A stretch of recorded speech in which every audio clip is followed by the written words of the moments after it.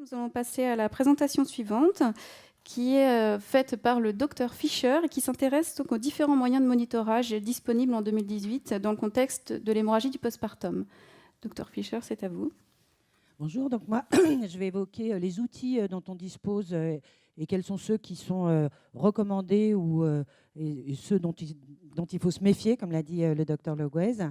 Donc on va passer en revue rapidement les objectifs du monitorage au cours d'une hémorragie du postpartum. Donc il y a évidemment le volume des pertes sanguines qui va conditionner la prise en charge.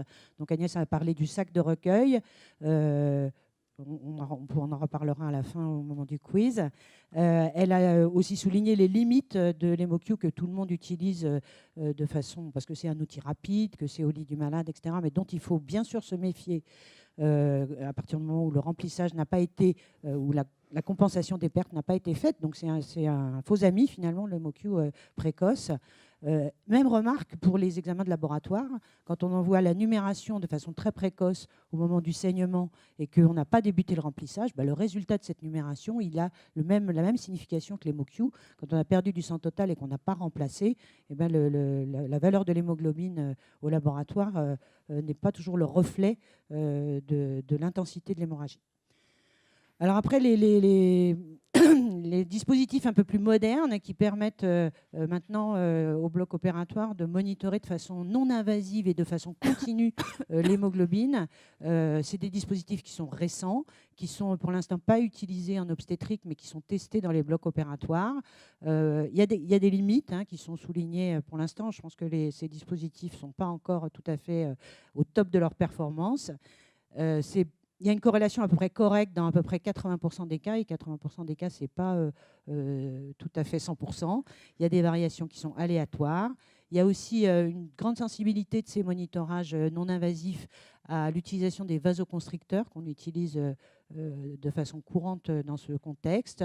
Ils sont sensibles à la température, à l'hémodilution. Il y a des patients qui sont réfractaires à l'utilisation de ces dispositifs. Et puis, pour l'instant, il n'y a pas de données qui permettent de décider d'une transfusion à partir du monitorage non invasif. Puis d'autre part, ce n'est pour l'instant pas validé dans le cadre de l'hémorragie du postpartum, de l'hémorragie aiguë. Donc, c'est des dispositifs qu'il faut avoir en mémoire, qui peut-être vont continuer à progresser sur le plan technique et qu'on pourra peut-être utiliser. Mais pour l'instant, ce n'est pas recommandé dans ce cadre. Alors après, le chapitre qui intéresse tout le monde, c'est le monitorage de la coagulation. Pourquoi ? Parce que, évidemment, ça va conditionner l'utilisation des agents hémostatiques dans ce cadre, que, évidemment, on est limité par le délai d'obtention des résultats au laboratoire de tous les paramètres de la coagulation. Et donc, ce serait très intéressant de disposer d'outils au lit du patient qui nous donnent des résultats rapides sur l'état de la coagulation. Donc d'abord, il y a évidemment l'outil de base qui est la clinique. C'est qu'il faut aller regarder quel est le débit de saignement, s'il y a des caillots cliniquement. Enfin, ça, c'est tout simple, mais encore faut-il le faire. Garder bien sûr l'habitude de faire des prélèvements et d'envoyer au laboratoire, en sachant qu'on aura en général les résultats bien après les décisions de prise en charge. Et puis maintenant apparaissent les outils de biologie délocalisée qui permettent de monitorer la coagulation directement dans la salle de naissance. Alors, c'est des outils qui sont de la thromboélastographie ou de la thromboélastométrie. Il y a plusieurs dispositifs qui donnent le même type de résultats. C'est des outils qui permettent d'évaluer la coagulation sur le sang total, contrairement à ce qui est fait au laboratoire, puisque c'est sur du sang centrifugé. Et donc, c'est la coagulation en présence de globules rouges. Et ça donne des informations sur la qualité de formation du caillot, sa solidité, sa stabilité et sa dissolution. Donc, ça donne des informations très précoces sur le temps d'initiation de la coagulation, qui est le premier petit trait en vert. Voilà, le premier petit trait en vert qui est au début de la courbe, là, le tout petit. Ensuite, c'est en fonction des réactifs qui sont utilisés, on peut évaluer la fermeté du caillot, le temps d'amplitude maximum. Et puis, on peut évaluer de façon semi-quantitative la concentration de fibrinogène, et ça on sait que c'est un outil très important pour nous, pour la prise en charge, puisque ce résultat du laboratoire du fibrinogène est le plus tardif à obtenir, et donc on serait très content de pouvoir l'évaluer de façon précoce pour une prescription juste de ce médicament hémostatique. Donc, en tout cas, pour ce qui concerne l'évaluation qualitative et quantitative du fibrinogène, il y a des études qui ont montré une très bonne corrélation des paramètres de la thromboélastométrie et de la thromboélastographie avec la concentration réelle du fibrinogène. Et c'est validé dans l'hémorragie du postpartum, contrairement à ce que je vous ai dit sur les dispositifs précédents. Donc, il y a des algorithmes qui ont été publiés. Donc, outre l'évaluation de la concentration de fibrinogène qui peut être faite dans les 15 minutes qui suivent le prélèvement sanguin.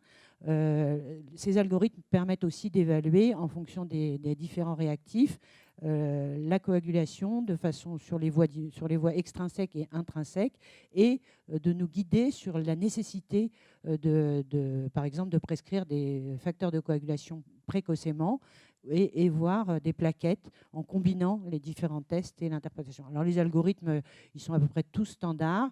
Ils débouchent sur 3 décisions: la prescription de PFC précoce, la prescription de fibrinogène, avec, en monitorant plusieurs fois ces paramètres, l'évaluation du résultat sur la concentration de fibrinogène, voire la prescription des plaquettes en combinant l'extem et le fibtem pour ce qui est du ROTEM. Donc ça, c'est pour le monitorage de la coagulation.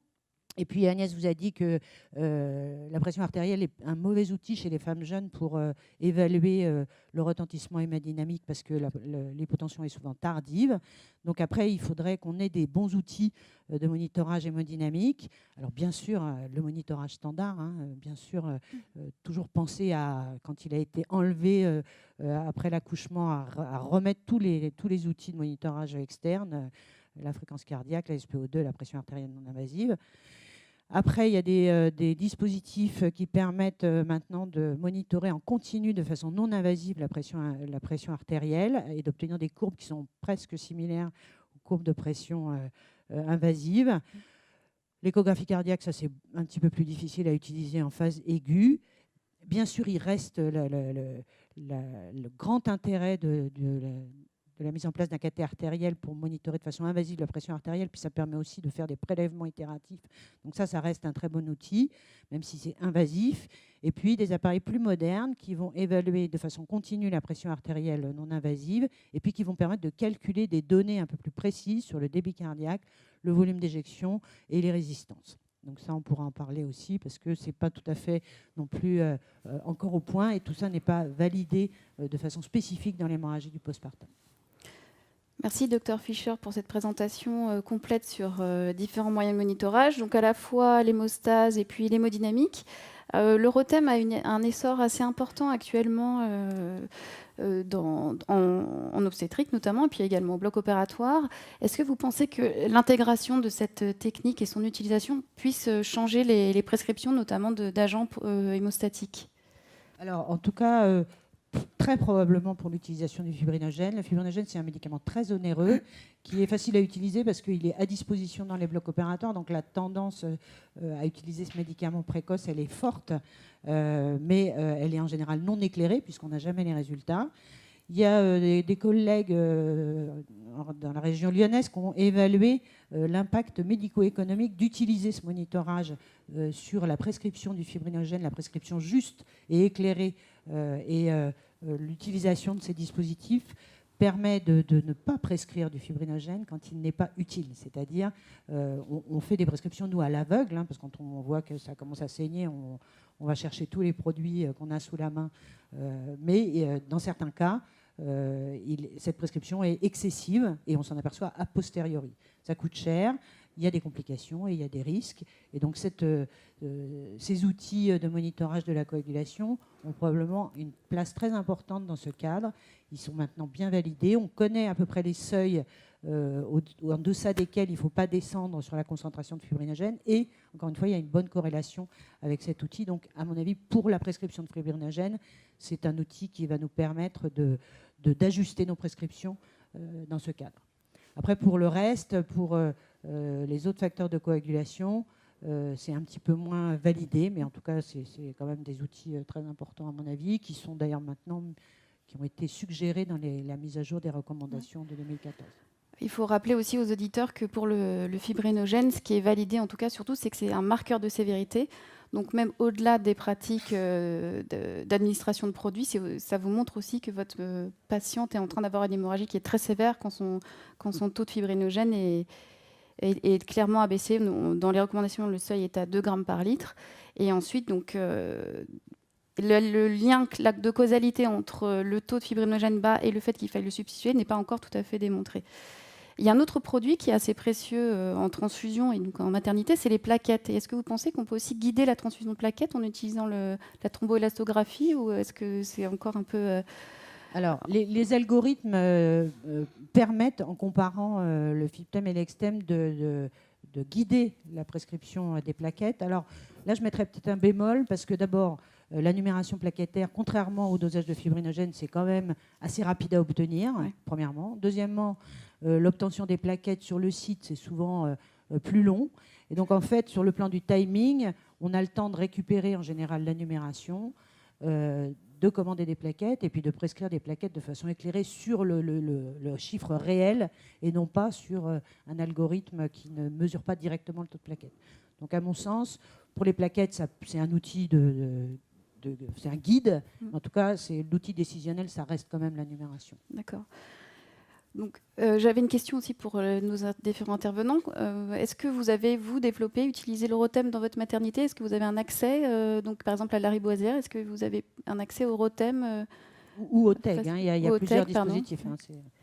On a vu ce type d'examen complémentaire, mais géré par le laboratoire, c'est plus le cas, et ça va redémarrer en collaboration avec les gens de Trousseau, justement dans le but d'évaluer ça. C'est l'intérêt de classer les patients très graves ou pas très graves en fonction de cet examen. Oui. Donc un seuil de sévérité surtout. Et à Béclair? Oui, on a un thromboélastomètre en salle de naissance. Que vous utilisez On utilise régulièrement dès qu'il y a une hémorragie. Et effectivement, je rejoins Catherine, ça permet de mieux cibler l'administration du fibrinogène que parfois on met par excès.